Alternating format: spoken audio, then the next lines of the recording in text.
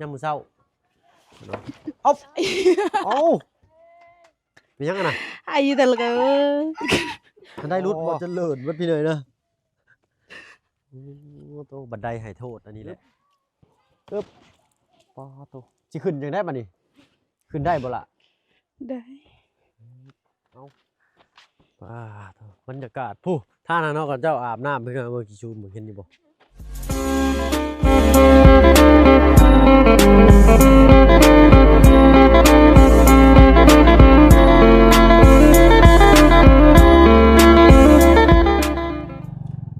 เนาะเปิดคลิปเปิดภาพมาบัดนี้ก็อยู่บ้านซองของน้องบุตรเด้อเนาะอ้าวน้ำเพิ่นขึ้นฮอดพี่บ่นี่ขึ้นฮอดพี่บ่น้ำอ๋อโตเนาะเลยสบายดีทางน้องหัวพี่หน่อยเนาะพอดีให้น้องเพิ่นพามาบ้านน้องบุตรสบาพี่หน่อยเนาะเอาทางน้องจันก็มานำบ้านนี่เนาะใช่เลยสบายดีน้องโอ้สบายดีทางน้องบุตรเอาติดอะตึมเนี่ยเนาะเจ้าผู้เชียงคอยกระหมูเนาะโตบางไงเชียงจักไปใช้เบิด มาเบิ่งพี่หน่อยเนาะเบิ่งพักเราเป็นได้น้องจันน้องบุตรงามบ่พักเราแปลงเจ้าบ่ออก4-5 ต้นนึงเนาะโอ้งามเลยพักน้องบุตรเนาะพักบัวแล้วก็เป็นแถวขึ้นงามจำค่อยว่าของน้องบุตรนี่สิขึ้นทันเจ้าอยู่ข่อยว่าเนาะกราบทักทายเด้อพี่น้องเด้อเนาะกราบทักทายสบายดีผู้ใหญ่ใจดี FC เบิดทุกท่านที่เข้ามาหับมาชมช่อง YouTube บ่เปิดไฟหลายคือเก่าพี่น้อยเนาะบ่ว่าฝั่งไทยฝั่งลาวและก็ทั้งฝั่งต่างประเทศก็ยินดีต้อนรับเข้าสู่ช่อง YouTube บ่เปิดไฟหลายเช่นเคยพี่น้อยเนาะเนาะมื้อนั้นทางน้องบุตรเพิ่นไปส่งนางแต่ทางน้องหัวกับน้องจันบ่ได้ไปเนาะโอ้ยขนาดท้องนางเพิ่นไปนี่พอแห้งแล้วสิบ่ได้มาแล้วครับว่าเนาะไปเบิด3 เช้านี่บ่พากันมาแล้วครับว่าแต่บ้านเนาะถามน้องบุตรดูน้องบุตรผู้บ่าวหลายบ่น้องบุตร Lái คือหลาย เอาหยอกน้องเพิ่นพี่น้อยเนาะฮดเรียบร้อยบ่ล่ะพักนี่ Rồi เนาะเอาน้ำเชคือเก่า Rồi อันนี้บ่บัวฮดพักจ้ะน่ะได้สิเอาเถิงเป็นกระป๋องเอาไฟจี้ก้นกระทางเป็นอันรูปพี่น้อยเนาะโอ้ยเนาะเอาหัวคิดประดิษฐ์ฉากมีซำใดก็ใส่ซำนั้นน้องเพิ่นก็ได้เนาะอันนี้นานพักยังก็ล่ะแตงบ่ Rồi แตงช่องนาน ผักกาดบ่นี่ Rồi นะผักหอมบ่ Bố phát cạt cứ cạt ผักกาดอันนั้นได้ผักหอม Rồi ผักหอมกับผักบัวอยู่นี่พี่น้อยเนาะทางตู้พ่อไปใช้มื้อนี้ล่ะ1ข้าว1น้ำแล้วบ่ Đừng lẹo 1เรียบร้อย Rồi phó khăn phù ทางฮะ Phó khăn phù เพิ่นขึ้นไปเฮ็ดหยังอ่ะ ไปยามแฮว โอ้เพิ่นไปยามแฮ้วเพิ่นยังย่างได้อยู่พี่น้อยเนาะก็ตามสังขารแหละเนาะน้องเนาะปล่อยไปแล้วเราเจ็บเราคันได้เนาะมื้อนี้จะแงดไปอาบน้ำใส่มื้อนี้ล่ะ Năm xê อาบน้ำเช Rồi อาบเรียบร้อย Nhàng ยังบ่ทันอาบซ้ำเนาะว้าหนาวซ้ำมื้อนี้พี่น้อยเนาะเวลาอาบน้ำก็ต้องก่อกองไฟนำเลยเนาะ ก่อไฟไว้เทิงๆแล้วก็โดดแล้วก็ขึ้นมาพิงไผทูสบู่แล้วพิงไผกับทูสบู่เนาะแบบนั้นบ่เนาะมันนั่นก็ว่าฟองสบู่เข้าตาแล้วก็โดดลงอีกบาดนี่เนาะชันบ่ล่ะ Rồi เนาะเอามีแต่โดยเบิดแล้วก็ทั้งน้องจันกับน้องหัวนี่ก็เคยอาบคือกันเนาะล่ะเนาะปกติก็อาบอยู่เซตลอดเนาะเพราะว่าเพิ่นหาก็ได้น้ำนี่ก็ได้ใส่มื้อนี้บ่มีไผอยู่เฮือนเลยบ่ล่ะ Rồi ใส่ไปขึ้นถึงตกใจเบิดพอแล้วขึ้นถึงหำถึงเฮือนพอแล้วบาดนี่สิขึ้นได้เบิดบ่4 คนนี่ฮะบ่กล้าขึ้นบ่เอาน้องหัวลองมึงก่อนเนาะเพราะว่าแล้วเราบ่กล้าขึ้นเด้ บ่ฮักดอกแต่น้องบุตรขึ้นยังบ่ฮักแต่ขออย่างเดียวขอน้ำลุงเพิ่มเด้อคอยได้มาแม่น้องบุตรไป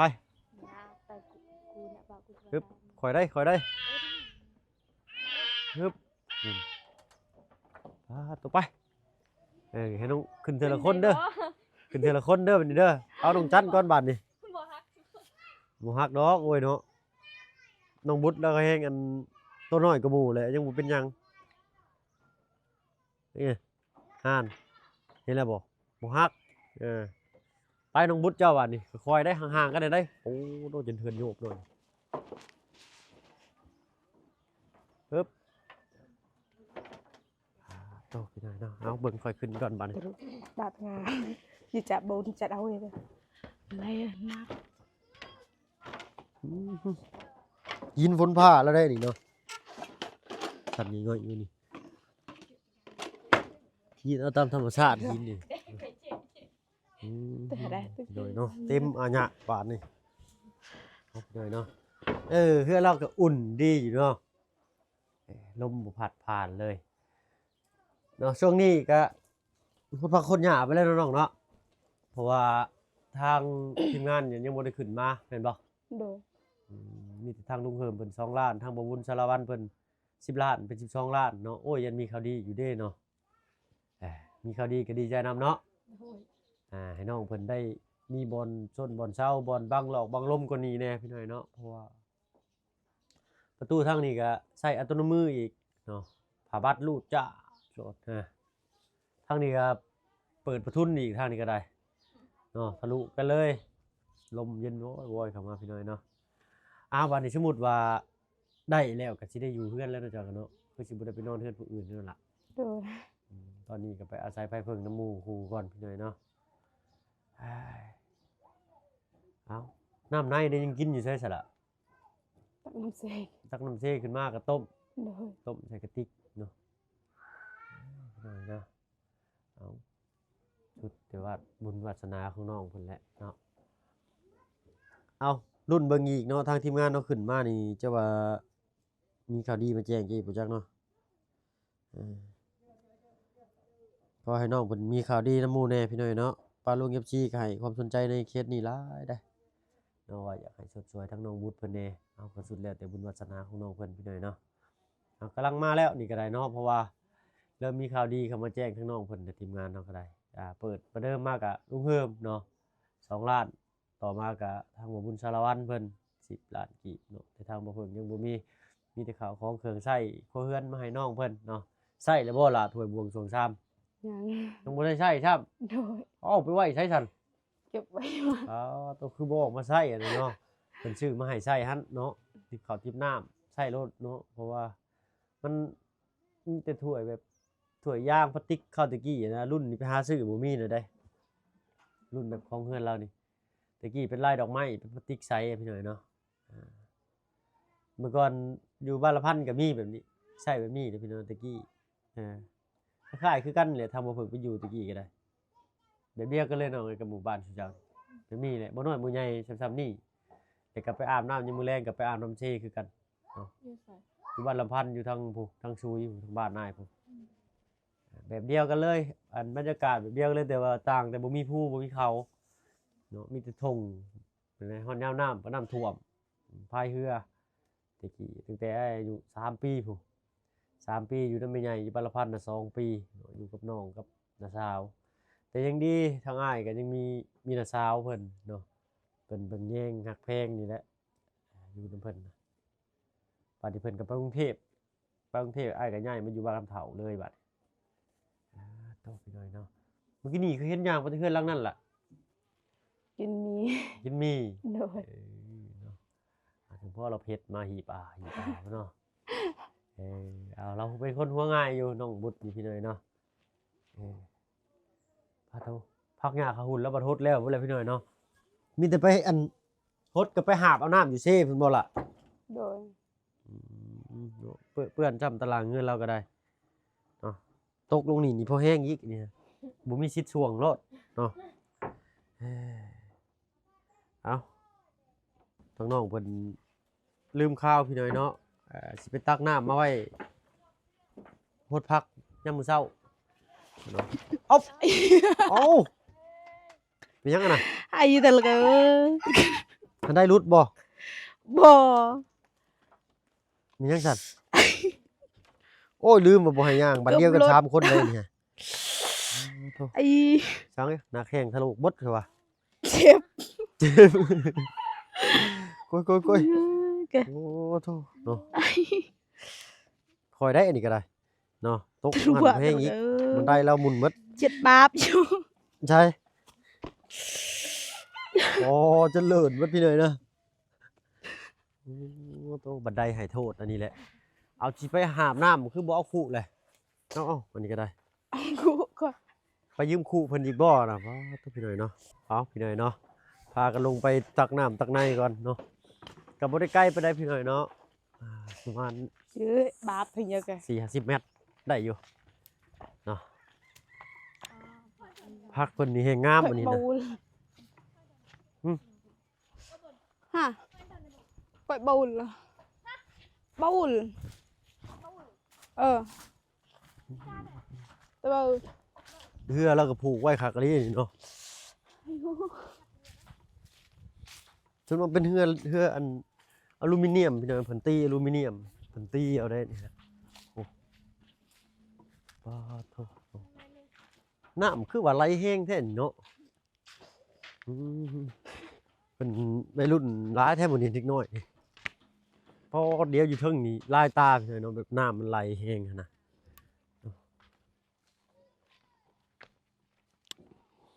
เฮ็ดชาวบ้านเพิ่นสิพากันขามไปใช่น่ะเพิ่นไปใส่กลับฝั่งนั้นบ่โตอึ๊บเด้อคอยเด้อกิ้งลงหันนี่ห้อยไหลขุบกันบ่ได้ทันเด้ rồi vô cặp ปอดมันคือสั้นเด้น้องบุตรแค่สิหาบขึ้นได้เนี่ยปอดโทษพี่หน่อยเนาะเรามาหาบน้ำอยู่พี่แต่ละมือไปหดพักอึ๊บนี่เวลาอันเพิ่นมาอาบน้ำมันก็สิชุมไฟไว้เนาะ ชุมไฟไว้แล้วก็โดดตามบ้านหนึงเลยก็ขึ้นมาทูสบู่อยู่กองไฟพี่แล้วพี่หน่อยเนาะทูแล้วก็ฝ้าวทูฝ้าวโดดนี่ก็ฝ้าวขึ้นมาโอ้เป็นหินดานเลยเนาะ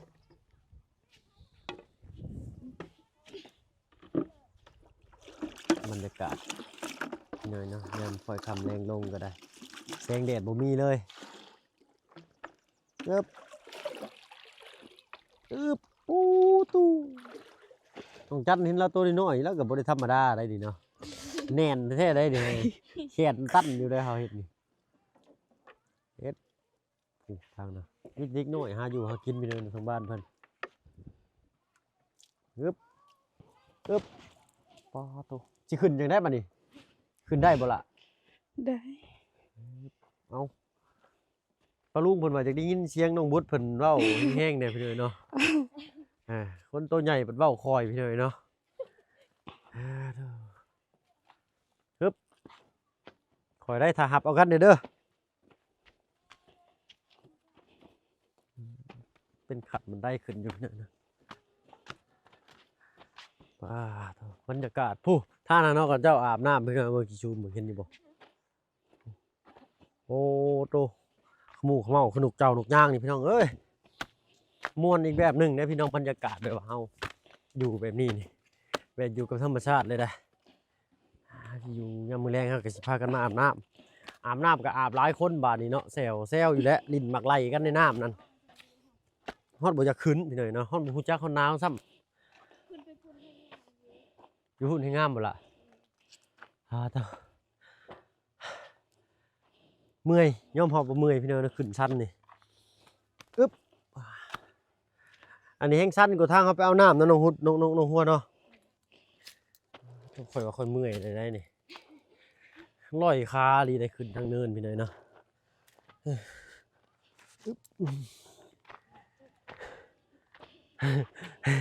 น้องจันแล้วรุ่นอยู่โอ้ยรุ่นลงอีกไม่แล้ว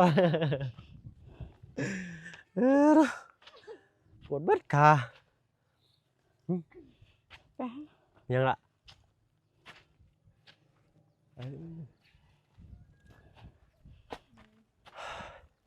เบิ่งแต่ละคนคือสิบ่เมื่อย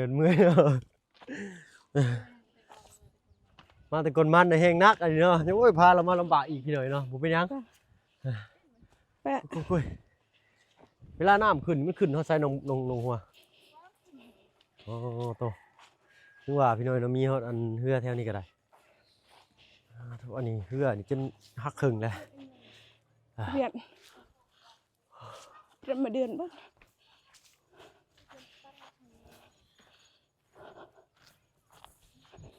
เอา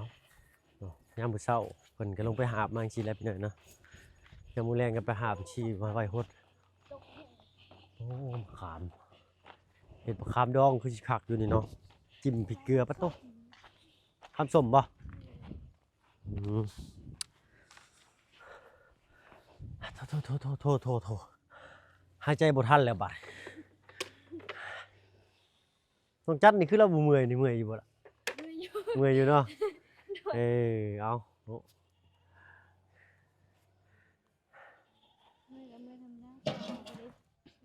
เอาน้องบุตรนี่แฮงบ่เมื่อยน้องบุตรนี่เนาะเอาเหนื่อยเนาะ2คู่ก็น่าสิพอเลยแหละหมดพักเรากับพอดีบ่หลายปานใดปึ๊บโอ้พอดีเต็มเลยเนาะ โดย คู่นี่ก็ไปยืมของกระเจ้ามาบ่นี่ โดย ต้องพี่น้อยเนาะมื้อนั้นบ่ได้มีคู่ตัวเนาะแม่นแล้วพี่น้อยเนาะบ่ได้มีคู่ให้น้องเพิ่นซ้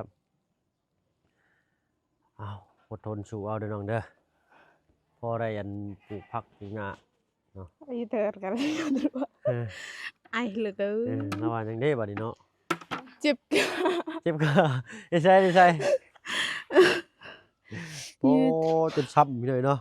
chết bà โอ้สองตุ่มเลย ใช่ๆฮู้เธอออกเลยแล้วก็ได้เนาะปาโถเป็นหยังบ่บันไดเบิ่งก่อน บันไดยังบ่เป็นหยังอยู่ Đồ เอาโคตรโอ้โหม่วนเด้อพี่น้องเด้อเนาะขอโทษขออภัยอันใดผิดพลาดก็ได้เนาะเอามีแต่อ้ายก็สิไปทางอื่นก่อนบัดนี้เนาะฮอดเวลาน้องต้นกล้าเพิ่นได้นี่เนาะ